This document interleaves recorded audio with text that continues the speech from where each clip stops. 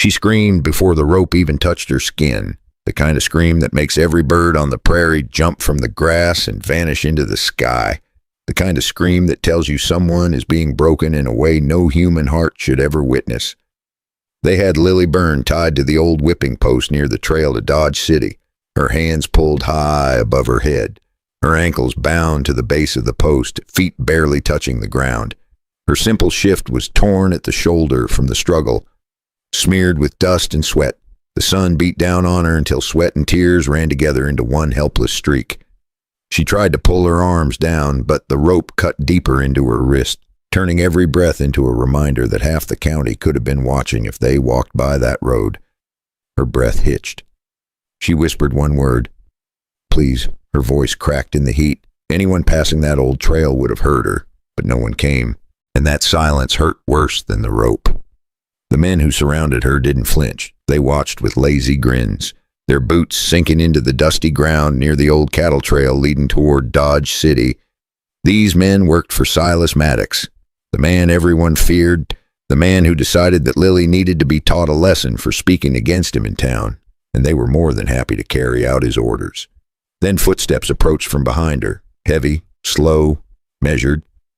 The men stepped aside as Jacob Carter entered the clearing. Jake was 50, broad-shouldered, weathered from decades of ranching along the Arkansas River.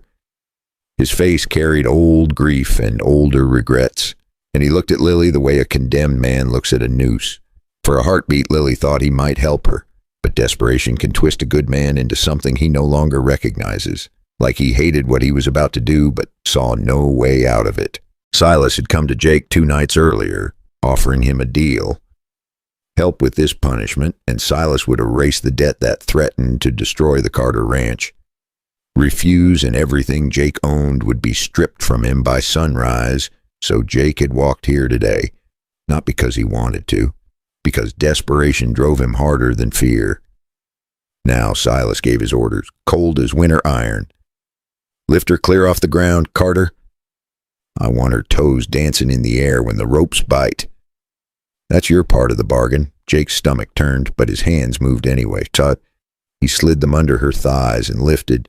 Lily came up hard against the ropes, a choked cry ripping out of her as the hemp cut deeper into wrists and ankles. Her whole body shook with the strain and the shame of being strung up like fresh meat for every passing rider to see. Her eyes found his, wide, wet, begging, "Please don't do this." The words barely left her lips before Silas laughed again. Jake felt every year of his 50 winters in that moment. And something inside him broke clean in two. He did not know it yet, but this was the moment his whole life would swing in a different direction. If a man is forced to choose between saving his own life and saving a stranger's dignity, what does he become when he picks the wrong choice? Lily froze when Jake's arms suddenly lowered just a little. It was the first sign that something was wrong. The first sign that the man holding her up was not as loyal to Silas as Silas believed. Jake kept his hands under her legs, but his grip shifted, and she could feel the tension in him like a storm building under his skin. The sun hammered down on both of them. Sweat dripped from his temples. His breath grew heavier with every second he fought the thing he knew he should not be doing. She stared at him, eyes still wet, voice shaking. "You still have a choice." Her whisper barely reached him, but somehow it hit harder than any order Silas ever gave. Jake shut his eyes for a moment, just long enough to let regret wash over him. When he opened them again, something inside him had changed. It was small, barely there, but it was real, the kind of change that only grows bigger when a man realizes he's about to lose the last piece of himself. Behind him, Silas laughed. It was a slow, heavy laugh, the kind a man uses when he believes he owns every soul in the clearing. He stepped closer, boots crunching on the dry grass. "Hurry up, Jake. We have all day." "But the girl does not." Lily flinched at the words. Jake did too, though he tried to hide it. Anyone older than 45 has heard that kind of man before, the kind who enjoys watching others bend, the kind who believes fear is a gift that only he can give. Jake's shoulders tensed. He lifted Lily again, but this time his legs shook in a way Silas could not see from behind. Lily felt it. She whispered again, "You are not like them." Jake let out a rough breath. the kind you release when you finally admit something to yourself. He had spent years believing he was too old to make a difference, too tired to fight, too broken to try. But right now, with Lily trembling in his arms, he understood one simple truth. You never stop choosing who you are. Even at 50, one of Silas's men stepped forward, bored. "Want me to pull the ropes tighter, boss?" Silas waved him off. "Let Jake finish. He owes me this." The words cut deeper than Jake expected. He felt shame rush up his spine. Shame for agreeing. Shame for letting it go this far. Shame for seeing himself through Silas's eyes. And that was the moment Jake finally asked himself the question that changed everything. If he kept doing this, would he ever be able to look himself in the mirror again? Jake did not answer that question out loud. He did not have to. His body answered for him. One moment he was lifting Lily because Silas commanded it. The next moment he dropped his weight low, pulled her legs toward him, and twisted hard enough to slacken the rope on her right ankle. The rope snapped against the post, and Lily gasped as her legs swung loose. For a split second, the meadow went silent. Even the wind forgot to move. It was the kind of stillness that comes right before a storm hits a man harder than a bullet. Then everything exploded. One of Silas's men lunged first. Jake shoved Lily to the side to keep her out of the path, then took a hard punch to the jaw and another straight into his ribs. Something snapped inside his chest and white pain shot through him. He grabbed the man's shirt, turned his weight, and slammed him into the dirt. The hit was sloppy, but it worked, and Jake felt his own knees wobble from the effort. If he fell here, Lily would not last a minute, and Jake knew it better than anyone. He was 50. He already knew he would pay for this when the sun went down. The second man grabbed Lily by the arm. She kicked him with her free leg, a sharp, wild kick born from fear and pure stubborn will. He did not fall, but he did loosen his grip just enough for Jake to crash into him from the side, sending them both stumbling in the dust. Jake tried to stand straight, but pain clawed at his ribs and his breath came out in short, rough gasps. Jake felt a rush of something he had not felt in years. Pride, not in himself, in her, in the way she refused to break. Silas finally moved, shouting at his men, furious that his little show had turned into a brawl. His face twisted, and he reached for the rifle tied to his saddle. Jake saw the motion. He charged forward, planting his shoulder into the ribs of the closest man, knocking him into Silas before the rifle could be raised. The gun hit the dirt. Lily scrambled toward it, still tripping on the rope tied to her wrist. She snatched the rifle up and worked the lever like someone who'd grown up on a ranch. Jake covered her, swinging at another man who rushed in. His knuckles split. His breathing turned rough, but something in him refused to stop. Every blow he threw felt like he was clawing his way back to the man he used to be. Lily finally freed her other foot. She stumbled toward Jake just as Silas pushed himself up from the ground. His face red, his voice shaking with rage. "You are making the biggest mistake of your life, Jake Carter." Jake spat blood into the dirt. Maybe, but at least it is mine to make. The two of them ran toward Jake's horse while the remaining men tried to recover. Dust lifted behind their boots. Their hands fumbled with the reins as they climbed on. And as the horse kicked off into the open prairie, one question hung in the air. The prairie can save you or swallow you whole, and neither of them had any idea which one they were riding into. If this is the escape, what on earth waits for them next? If you are enjoying this story, feel free to tap subscribe so you never miss the next chapter. Grab a warm cup of tea, relax with me, and tell me what time it is where you were listening from and what town you are in. The horse ran like it understood their lives depended on it. Jake held the reins tight. His arm wrapped around Lily so she would not fall. Her breath shook against his shoulder.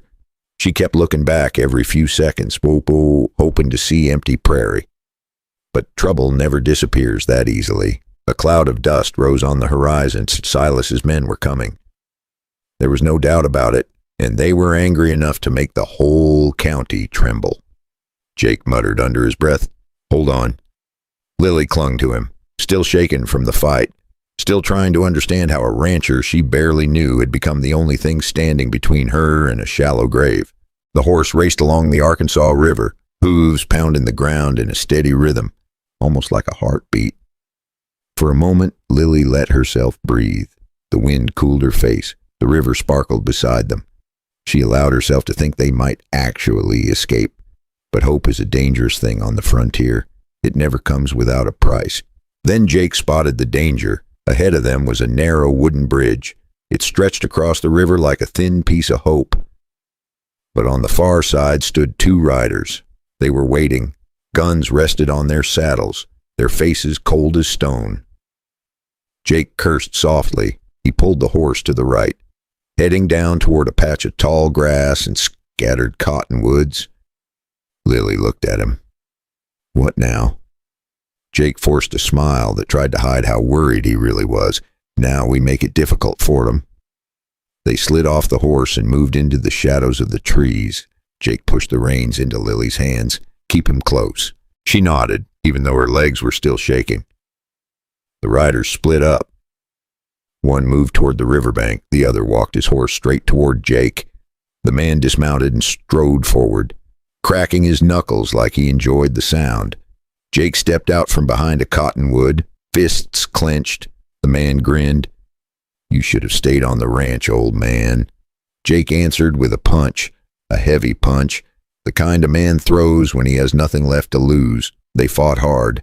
Fists hit ribs, boots hit dirt. Lily watched from behind a fallen log, heart in her throat. She wanted to help, but fear held her still. Then another rider spotted her. He raised his gun. Lily froze. She had barely enough time to gasp before Jake saw the man too. Jake shouted her name. The rider cocked the hammer.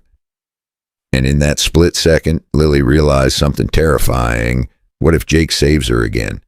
But this time he does not walk away alive. The thought hit her so hard her knees buckled, and suddenly escape did not matter as much as keeping him breathing.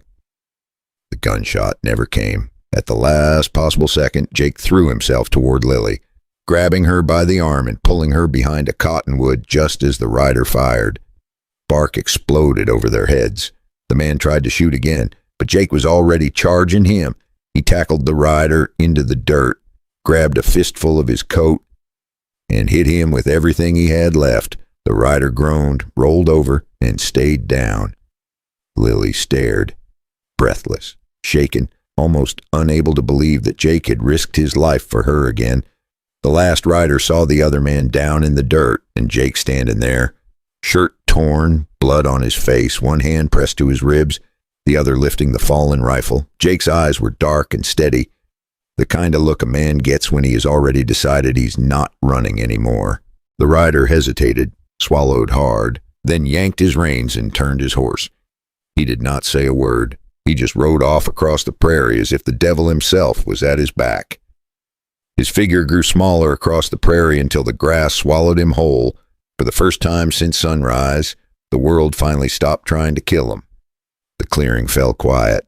The river murmured beside them. Lily walked to Jake, her voice soft and full of relief.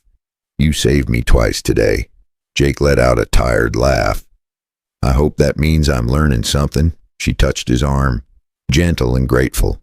He met her eyes, and for the first time that day, neither of them looked away.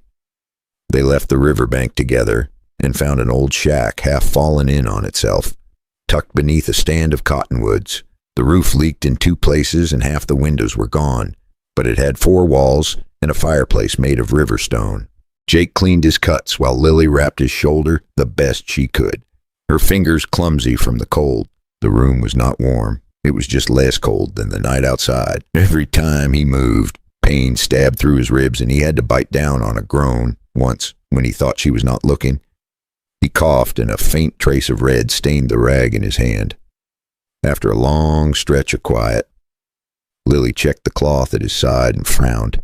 You were bleeding through the rag again. Jake looked down, then gave a small, tired smile. Seen worse. She shook her head. Maybe, but not on my watch.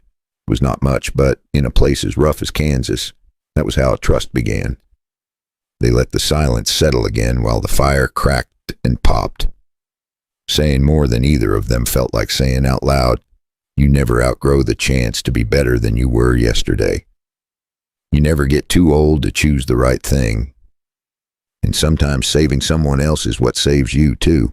The fire crackled between them, and Lily rested her head on his shoulder.